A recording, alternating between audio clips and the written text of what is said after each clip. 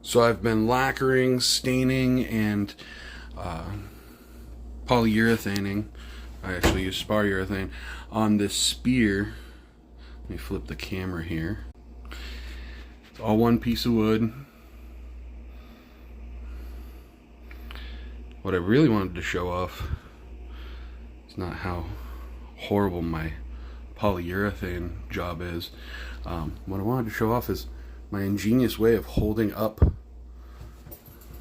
my spear, because I don't have an actual like wood shop. I'm in my laundry room because it has good ventilation. But